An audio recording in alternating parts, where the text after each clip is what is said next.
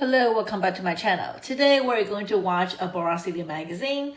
She has not been putting out a lot of videos lately, but I know she has a number of lives, and I'm not going to react to her lives. I will just watch it on my own time because her lives tend to be pretty long, like over an hour-ish. So I normally do not react to live recordings, but I am glad to see that there was a shorter video that she posted a while back. It's how BTS changed Tiny Desk concerts. So I will have to admit that I've never knew there was such thing as Tiny Desk concert until BTS was on it.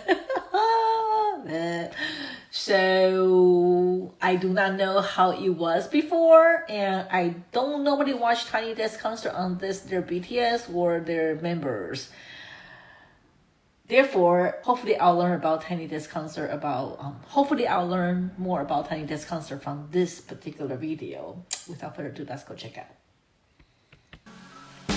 In 2008, NPR host Bob Boilen and music editor Stephen Thompson left the popular South by Southwest festival disappointed. The loud crowd noise didn't allow them to hear the music of folk singer Laura Gibson properly, so they joked about having her perform at their office, behind the host's desk. Eventually, they made it happen, and the Tiny Desk concert series was born. It initially started as a way to give a small independent artist a platform where they could be heard, but a year later, in 2009, a big name reached out to them, Tom Jones. So they decided to welcome big artists as well. That's how they got their first viral performance, T-Pain's Tiny Desk concert. From this point on, a lot of big artists started participating, making the series one of the most popular music shows in the country. Many compare the current relevance.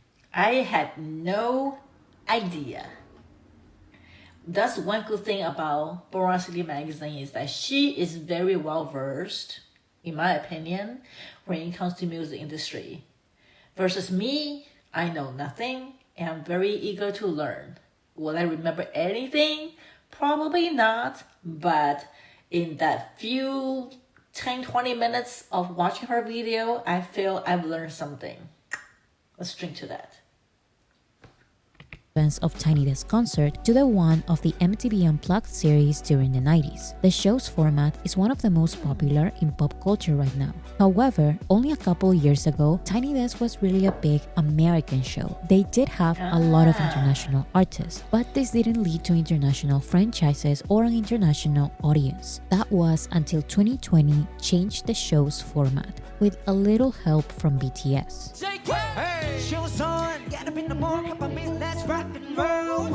The Tiny Desk concert producers have been inviting international artists to their show for a long time, and they've revealed that they have invited BTS for years. The show's producers even suggested moving the desk, so the 7 of them could be more comfortable, even allowing them to dance if they wanted to. During these years of invitations, the show had some very famous guests, but year after year, the BTS Tiny Desk concert didn't happen. In my opinion, this makes sense. From 2017 to 2019, BTS's schedule was completely packed, so they had to carefully prioritize. The invitations they did accept were from big events, mostly recognized and broadcast around the world. And as popular as the Tiny Desk concerts were becoming in the US during this time, BTS simply didn't have the time for a show that most international audiences didn't know existed. This was until the pandemic started. In 2020, BTS could not travel outside of South Korea, so their projects could only be promoted through pre-recorded performances they sent internationally. This was the reason why BTS started accepting a lot of invitations they've been rejecting for years. They finally agreed to perform at BBC Radio 1, MTV Unplugged, the VMAs, and of course, Tiny Desk concert. Because this was during the pandemic, BTS participated in a special version of the show titled Tiny Desk Home Concert, in which the artists tried to capture the same unplugged environment at their homes. And because a lot of people around the world were stuck at home during the pandemic, 2020 became one of the biggest years in Tiny Desk history, not just in the US but globally. So BTS's performance along I still did not know anything about Tiny Desk concert before BTS.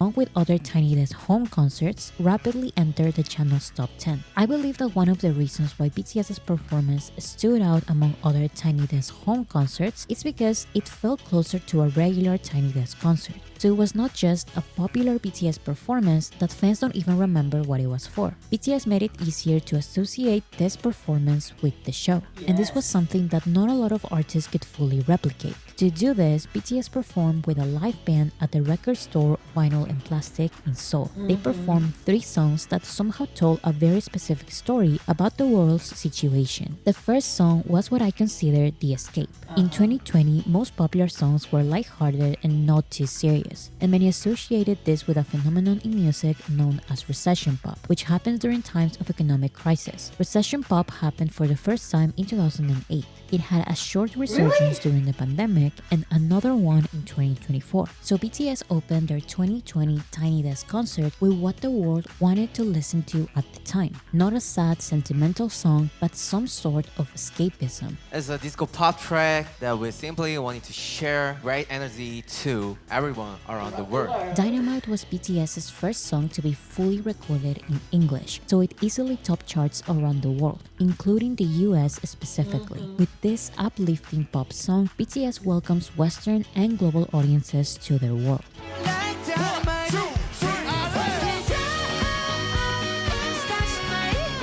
After Dynamite, BTS doesn't completely address the elephant in the room, but they hinted. While still maintaining an upbeat tone, they sing about the stressful reality. BTS Save Me, released in 2016, is about feeling trapped in a dark place. So they ask someone to please reach out their hand and save them.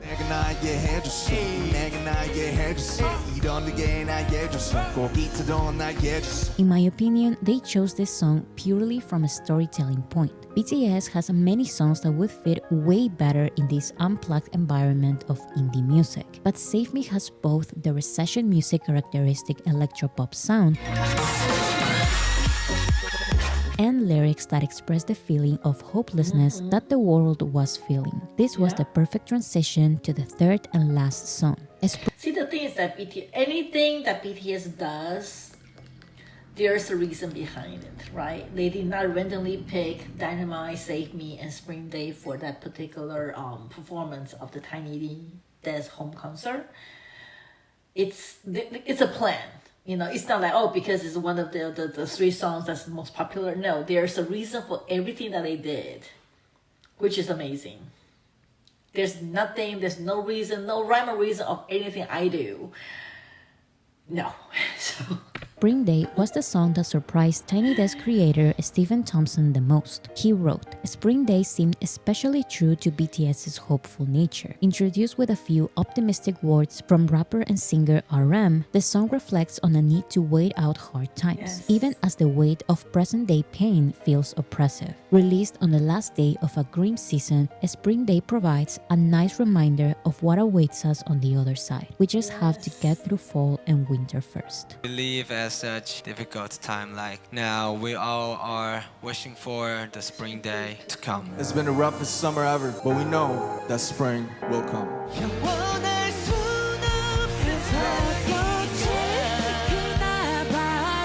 So the relevance of BTS's Tiny Desk concert was not just their participation, it was also the stage. The introduction of BTS's more laid-back side to mainstream audiences, the tracklist, and the explanation BTS gave of the tracklist. All of this makes the performance easy to remember, and of course, extremely popular.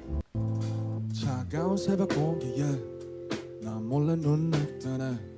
We can still wonder, is this performance relevant because of the format or because of BTS? Is there really a significant international audience used to maximalist performances willing to watch a more laid-back version of their favorite artists? The perfect person to test this was RM of BTS, the second idol invited to Tiny Desk. RM's solo music is more alternative hip-hop and R&B, which allowed him to stay true to Tiny Desk format. RM's Tiny Desk concert happened in December of 2022, so it didn't really need to be a home edition. Tiny Desk went back to prioritizing the regular format by this time, but they made an exception for RM, who didn't travel to America to promote his album Indigo. Tiny Desk creator Stephen Thompson wrote, "Given that BTS's RM is based in South Korea, We Let It Slide, not least because his team put together one of the most impressive Tiny Desk facsimiles we've seen yet. RM's Tiny Desk concert was released the same day as his album Indigo, but he started his performance with an old song, Soul, from his 2018 mixtape Mono. Basically, as you know, the capital city,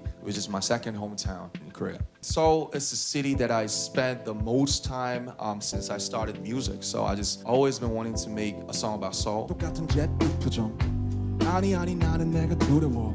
이미 널 보는 거든. Then RM performs two songs from his album Indigo, Yoon, which originally features the queen of neo-soul Erykah Badu, and Still Life, which features Anderson .Paak. Next song would be first track of the album Indigo. It's about the Korean painter Yoon Hyung-gun that I have the biggest respect, art industry. He was always saying that you should firstly be a human before you do some art or do something. So the song is inspired by his lifelong message. And when you see the cover of the album, you could see his painting. I wanna be a human before I do some art. It's a cool world, but it's gonna be more part. It's a number 2, track 2 out of his album, and it's called Still Life. So I wrote this song actually out of the museum, so a lot of paintings were titled Still Life, and I felt really strange. The flower as a model of the painting is, dead like a century ago, but it's still alive in the painting by the painters themselves. So they gave the birth, actually the eternal birth or life to the flowers by painting. I'm still alive, but I'm moving. Still lit now, going forward. Yo, 멈추지 않은 정물. Although the Tiny Desk producers were very insistent on having RM on the actual desk in Washington, D.C., the performance was a success. There was a significant international audience willing to watch this format. Of course. So after years of having occasional specials for international artists, NPR launched their first official international series, Tiny Desk Korea.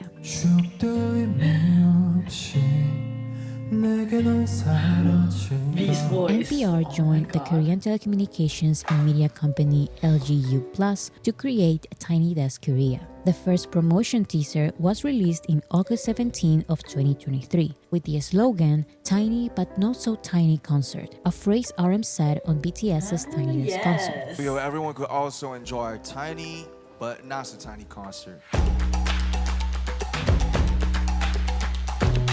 The first list of performers included V of BTS. His performance was the only one to be released simultaneously on NPR's Music regular channel and the brand new Tiny Desk Korea channel. This gave visibility to the previously released videos of smaller Korean artists and made audiences aware of the new show's format. V of BTS was the perfect artist to have this big premiere. His entire debut album Layover was R&B, jazz, and neo-soul, so he had an 8-member session band performing with him, including 3 backup vocalists. Although the entire album was a perfect fit for this style of performance, V chose the pre-release single Love Me Again, the main single Slow Dancing, and the B-side For Us. NPR and Tiny Desk producer Suraya Mohammed wrote, "Love Me Again starts the set with a catchy hook and steamy verses sung in Korean. You don't have to understand the language to feel the regret and loss." Yes. And his voice is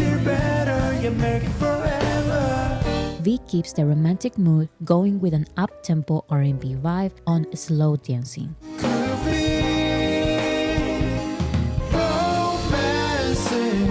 V ends the concert with the jazzy For Us. 이번 앨범은 잠시 스쳐가듯 그리고 쉬어가듯 지나가듯 머무는 휴식 같은 곡들로 채웠습니다.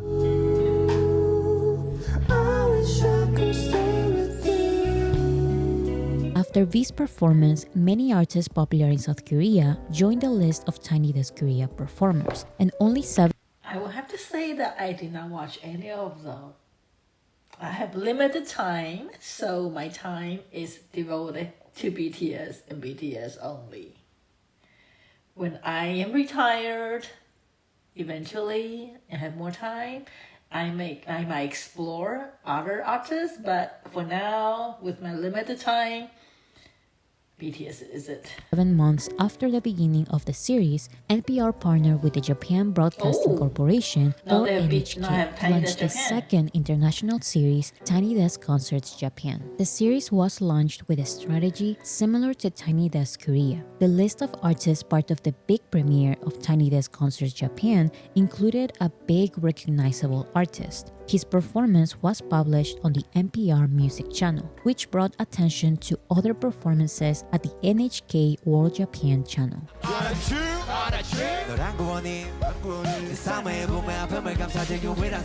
Mainstream audiences expect BTS to be the typical boy band that performs pop songs with intense choreographies, so it's no surprise that this is one of the most recommended BTS performances for non-fans. It makes sense. BTS is used to performing in settings like this, but not so much in American shows. This is because America wants to see the boy band side of BTS. As I mentioned, the creator of Tiny Desk Concert was willing to move the desk for the first time ever just so So they can BTS could dance. dance, changing the format don't of need the to show. dance. It wouldn't have been a Tiny Desk Concert. It would have been a tiny concert. And I wonder if BTS's performance would have been as impactful as it was if BTS decided to perform Dynamite with a choreography for the 30th time during the pandemic. Tiny Desk concerts were gaining popularity outside the US during the pandemic, so I wouldn't doubt the popularity of BTS's performance, but the impact is something different. Tiny Desk had more than 100 international artists on their show before they had BTS. Some were huge international artists, but it was BTS's performance what made not just international audiences, but also international broadcasting stations truly notice the potential this format had.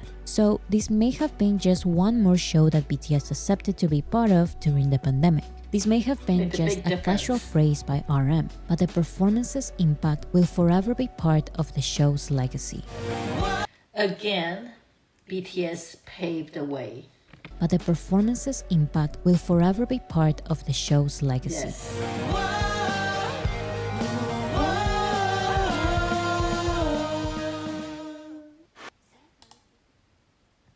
So that was how BTS changed the Tiny Desk culture, I think. But as I mentioned at the beginning of the reaction, before BTS, I did not know anything about Tiny Desk. And after BTS, I've only watched the BTS members on Tiny Desk. I did not watch any other artist. So at least BTS has introduced me to Tiny Desk concert. I did not spend any more time on Tiny Desk concert other than the BTS one, but at least now I know what Tiny Desk concert is. And it's amazing that BTS is able to impact, the level of impact that BTS has in anything that they touch. Even the phrases that they say has impact. And I'm just very glad that I found BTS years ago, and I continue to enjoy everything that they bring to my life and all the music that they have released. I might not love every single one of them. Everyone has different preferences, but the beauty of BTS is that they have so many different genres, so many different types. You're gonna find something that you really enjoy. You're gonna find something that you like. You might find something that it doesn't resonate with you, but it's never something that, ooh, it's terrible. No, never like that. It's just something that, oh, I love it. I like it. Well, yeah, I can, I understand, but it's just not something of my favorite. What am I trying to get to? What I'm trying to say is that no matter where you are in your life, there's going to be something that BTS can contribute to your life or even make an impact. I'm just rambling. I don't even know what I'm saying. So I'm going to end my reaction video with that. Is that I'm glad I found BTS and looking forward to having more BTS in my life. The end. Goodbye.